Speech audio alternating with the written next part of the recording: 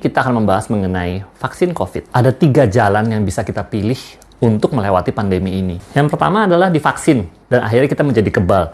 Nah, ini nanti akan berpartisipasi membentuk suatu kekebalan komunitas ataupun herd immunity. Untuk mendapatkan kekebalan ini, bisa juga dengan cara yang kedua, yaitu terkena alias terinfeksi, dan akhirnya menjadi kebal, kemudian juga sama, berpartisipasi dalam membentuk herd immunity. Pilihan ketiganya ini, yaitu kita diam di rumah alias ngumpet. Sampai sudah terbentuk herd immunity, baru kita bisa keluar dan melewati pandemi. Kalau ada yang belum tahu mengenai herd immunity, ataupun pengen tahu lebih lanjut mengenai herd immunity, bisa dibaca di highlight kita di Instagram ya. Kita bahas yang nomor 2, yaitu terinfeksi dan akhirnya menjadi kebal. Hasil penelitian mengenai kekebalan akibat terinfeksi oleh COVID ini memang masih beragam macam. Pada awal-awal ditemukan bahwa kekebalan akibat terinfeksi dari COVID ini cepat luntur ataupun cepat hilang. Namun penelitian belakangan ini menemukan bahwa dia bisa bertahan sampai 8 bulan. Dan kekebalan 8 bulan ini juga berlaku untuk yang terkena COVID ringan ataupun OTG alias orang tanpa gejala. Kebal juga. Ya udah kalau gitu kita mendingan terinfeksi aja. Kita bisa jalan-jalan keluar dan segala macam, terinfeksi, kebal. Toh kebanyakan orang kalau kena COVID kan sebenarnya banyakan yang ringan daripada yang berat. Mungkin kamu punya ide kreatif seperti itu? Permasalahannya memang ketika kita terkena COVID, kita tidak tahu kita bisa kena yang bagaimana. Baik itu ringan, sampai berat, ataupun sampai meninggal, itu kita nggak bisa milih. Penelitian juga ilmu pengetahuan sampai sekarang juga masih belum tahu faktor apa sih yang mempengaruhi kalau seseorang kena itu, dia apakah akan kenanya jadi ringan, berat, ataupun sedang. Dan dari semua tingkatan COVID ini, walaupun ringan pun tetap bisa menularkan ke orang lain, dan orang lain itu pun juga kita tidak tahu dia akan kena ringan, sedang, berat, ataupun sampai meninggal. Terinfeksi kemudian menjadi penyintas, akhirnya menjadi kebal, namun tetap masih ada gejala sisa. Gejala sisanya macam-macam. Yang paling sering adalah badan terasa lemes ataupun gampang capek, kemudian juga kemampuan untuk menghidunya atau alias mencium dan membaui itu hilang dan tidak kembali-kembali sampai berbulan-bulan. Jadi mengharapkan untuk kena ataupun lalai aja toh ringan doang, itu bukan merupakan suatu pilihan yang cerdas. Sekarang kita bahas pilihan ketiga, yaitu kita diam di rumah alias ngumpet sampai terbentuk herd immunity. Yang perlu kita tahu adalah berapa lama sih akan terbentuk herd immunity? Untuk target vaksinisasinya aja itu 15 bulan baru kelar. Belum lagi nanti kalau pada takut divaksin, pada nggak mau, molor deh. Diam di rumah itu adalah jalan terbaik ketika belum ada vaksin.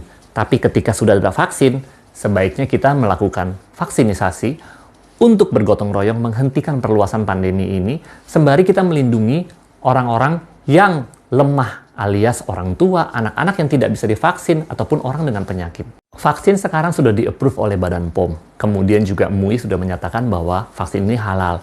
Kalau misalnya kamu memenuhi syarat untuk divaksin, tapi kamu nggak mau divaksin, menurutku itu karena kamu ada ketakutan akibat belum mendapatkan informasi yang jelas dan lengkap. Oleh karena itu, mari kita bahas hal-hal yang sering ditanyakan mengenai vaksin ini. Vaksin yang awal-awal ini akan masuk adalah vaksin Sinovac dari RRT. Dia adalah vaksin corona, namun dia sudah dimatikan sehingga dia tidak dapat menginfeksi alias tidak bisa menyebabkan kamu menjadi sakit. Virus itu tidak bisa menginfeksi kita, tapi tubuh kita dan sistem imun kita bisa mempelajari virus tersebut. Dan setelah mempelajari virus tersebut, tubuh kita jadi mengenali dan tahu caranya menangkal virus tersebut. Vaksinnya aman nggak sih? Kalau dia sudah di-approve oleh Badan POM, artinya ya aman. Vaksin Sinovac ini kan adalah jenis vaksin yang virusnya itu dimatikan ataupun dilemahkan. Itu jenis vaksin yang sudah lama sekali kita gunakan, udah puluhan tahun. Contohnya seperti kayak polio ataupun misalnya campak, itu adalah jenis vaksin seperti ini. Vaksin Sinovac ini juga virusnya yang dimasukkan, itu adalah virus utuh, benar-benar lengkap, tapi sudah dilemahkan dan dimatikan. Sehingga tubuh bisa mempelajari semuanya. Jadi kekebalan yang terjadi itu benar-benar prosesnya seperti kayak alami kalau kayak kita terinfeksi. Tapi ini versi amannya. Tapi kan bikin vaksin itu lama. Ini kenapa cepat banget? Mencurigakan. Selama pandemi ini, semua tenaga dan bala bantuan, uang segala macam dicurahkan untuk membuat vaksin ini. Makanya dia bisa jadi cepat. Kemudian juga prosesnya itu dijalankan secara paralel sehingga jadinya lebih cepat. Namun tidak ada satupun aspek keamanan dalam uji coba vaksin ini yang dihilangkan. Sama lah seperti kayak bikin rumah. Normalnya 2 tahun. Mau dibuat lebih cepat bisa. Yang penting ada uangnya. Kemudian ada tenaganya. Biasanya tenaga kerjanya cuma pakai 5 misalnya. Tapi kalau mau lebih cepat, tenaga kerjanya harus lebih banyak. Hasilnya bisa jadi lebih cepat. Tapi kan aku nggak tahu isi vaksin itu apa. Mau dimasukin dalam tubuhku. Enak aja, serem banget. Tuh kamu punya tato. Sulam alis pula. Padahal Emang kamu tahu itu apa yang disuntikin masuk ke dalam kulitmu? Tato itu kan sebenarnya disuntikin juga masuk ke dalam. Tato ataupun bahan dari sulam alis itu tidak diregulasi oleh Badan POM. Sedangkan kalau misalnya vaksin, itu diregulasi oleh Badan POM dan dinyatakan aman. Aku nggak punya tato. Oh, oke.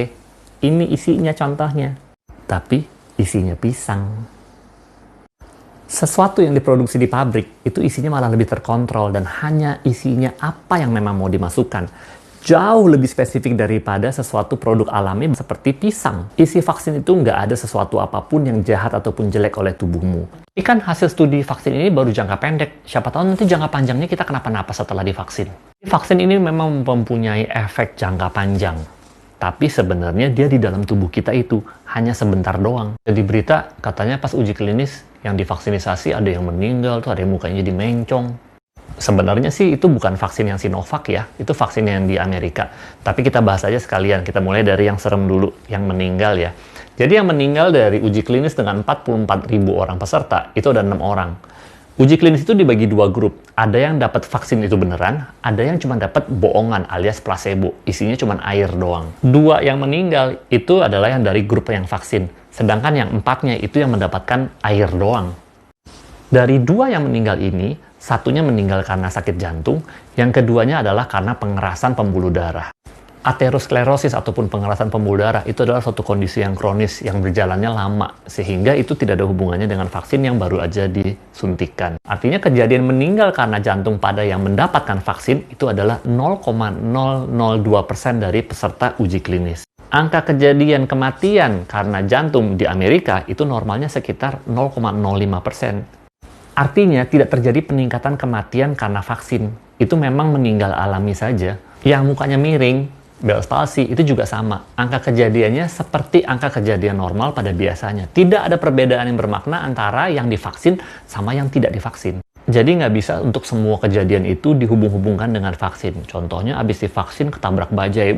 Gara-gara divaksin tuh jadi ketabrak bajai, ya kan? Selalu harus dilihat angka kejadian normalnya memang biasanya berapa. Nggak usah lah divaksin, mutasi pula lah itu virusnya.